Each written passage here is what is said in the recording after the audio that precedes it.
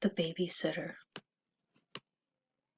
The terror came to Oakland County, Michigan in 1976. Authorities would later disagree on body counts and motives, even the description of their suspect, but there was no argument about the impact that a string of grisly murders had upon the wealthy bedroom communities northwest of Detroit. Someone was killing children, claiming one victim after another while seeming impunity, with police watch helplessly from the sidelines. The first one to die was Cynthia Cadieux, 16, abducted from Roseville on January 15th, found naked and dead the next morning, lying on a rural road in Bloomfield Township. Raped and bludgeoned with a blunt instrument, she had been dragged some distance over snow-covered pavement, her clothing piled 15 feet from the body. 4 days later in Birmingham, 14-year-old Sheila Schrock was raped and shot to death inside her home. Police made the discovery while checking out a prowler. 2 blocks away, John McAuliffe had been terrorized, bound, and robbed $5 by a gunman who invaded his house. Police were left with a description of the killer, but they had no other leads. On February 13th, 12-year-old Mark Stebbins left the American Legion Hall in Ferndale, heading homeward shortly after noon. He never got there, and his lifeless body would be found in Southfield 6 days later, lying in the snowy parking lot behind an office building. Dead at least 36 hours when found. Stebbins had been sexually assaulted, smothered, and his body cleaned with meticulous care before he was laid out for discovery. The pattern seemed to break with 13-year-old Jane Allen, abducted while hitchhiking in Royal Oak on August 8, 1976. Her body was found 3 days later at Miamisburg, Ohio, with the cause of death listed as carbon monoxide poisoning. Thus far, police saw no link between the 4 murders, nor could they find a connection with the September 1972 strangulation of teenager Donna Sarah in Ray Township. Unique methods of murder, along with the rape of both sexes, suggested different killers, at least 2, and perhaps as many as 4. The pattern was established in December, with 12-year-old Jill Robinson's disappearance from Royal Oak 3 days before Christmas. Her body was discovered on December 26 near Troy in southern Oakland County, laid out neatly in a roadside snowbank.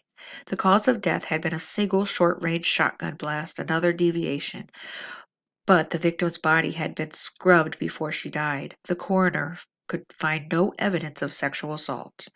On January 2nd, 1977, 10-year-old Christine Mihalik left her Berkeley home to buy a magazine and vanished on the third block walk. Her body was discovered January 21st in Franklin Village, near the spot where Cynthia Cadieux had been discarded 1 year earlier. Unlike her predecessor, Christine had not been raped. Instead, she had been suffocated, body washed, and laid out in a funeral position, as with victims Robinson and Stebbins. Homicide detectives were convinced of a connection in at least 3 cases now, and they did not have long to wait for number 4. On March 16th, 11-year-old Timothy King disappeared in Birmingham, his case igniting a general panic throughout Oakland County. Witnesses recalled seeing Tim with a shaggy-haired man who drove a blue Gremlin compact, but no one had noted the license number. Appearing on local television, Timothy's mother begged for the safe return of her child, promising that his favorite chicken dinner would be waiting. The search ended on March 23rd with discovery of the boy's corpse in a roadside ditch near Livonia. Another victim of suffocation, Timothy had been scrubbed and manicured after death, with his clothing cleaned and pressed. Medical examiners reported evidence of sexual assault, but they detected no proof that the killer was a male. Examination of the stomach contents showed that Timothy had been allowed one final chicken dinner prior to death. The media began to call their man the babysitter, after the apparent care he lavished on his victims while he held them captive. Authorities could not agree upon the killer's motives, some suggesting that he scrubbed the bodies to remove incriminating evidence, while others read the act as a ritual exorcism of guilt. The molestation of male victims pointed to a homosexual killer, but why then were female victims chosen? The shotgun death of Jill Robinson was another riddle. One source hypothesized that Jill had survived attempted suffocation, suddenly reviving on the roadside. Another theory noted that she had begun to menstruate, suggesting the killer had altered his pattern to cope with the only adult victim. On March 27th, Dr. Bruce Danto, a Detroit physician, published an open letter to the babysitter theorizing on his motives, pleading with the man to call for help or turn himself into the police. Among the predictable rash of crank calls, one stood out. The male caller told Danto simply, "The article was wrong. You better hope it doesn't go anywhere." In short order, Danto began receiving letters and calls from a man who gave his name as Allen, describing himself as the murderer's roommate.